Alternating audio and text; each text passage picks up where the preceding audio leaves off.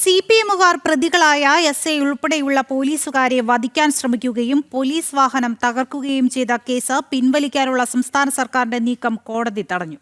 കേസിലെ പ്രതികളായ 13 CPMകാരും വിചാരണ നേരിടണമെന്നും സർക്കാരിന്റെ ഹർജി തള്ളിക്കൊണ്ട് കോടതി വ്യക്തമാക്കി. തളിപ്പറമ്പ് അഡീഷണൽ ജില്ലാ കോടതിയുടേതാണ് നിർണായക വിധി.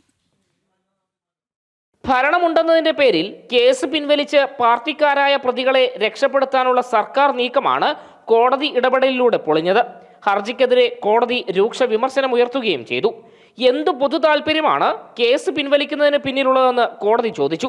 ഭരണഘടനാ തത്വത്തിന്റെയും സാമൂഹ്യനീതിയുടെയും ലംഘനമായിരിക്കും കേസ് പിൻവലിക്കുന്നതെന്ന് കോടതി വ്യക്തമാക്കി. സമാന കേസുകളിൽ നിരവധി സുപ്രീം കോടതി വിധികളുണ്ട്.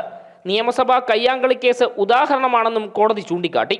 2015 സെപ്റ്റംബർ 17 ഈ കേസിനാസ്പദമായ സംഭവം നടന്നത്.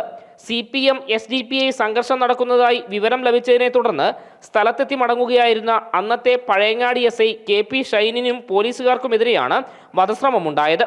2016 ഒന്നാം പിണറായി വിജയൻ സർക്കാർ അധികാരമേറ്റതിന് പിന്നാലെ കേസ് പിൻവലിക്കാൻ നീക്കം തുടങ്ങി. ആഭ്യന്തര സെക്രട്ടറി വഴി ജില്ലാ കളക്ടറാണ് കേസ് പിൻവലിക്കാൻ കോടതിയിൽ അപേക്ഷ നൽകിയത്. കേസ് പരിഗണിച്ച ഓരോ ഘട്ടത്തിലും ജഡ്ജി പിൻവലിക്കാനുള്ള നീക്കത്തെ ചോദ്യം ചെയ്തിരുന്നു. ജനം, കണ്ണൂർ.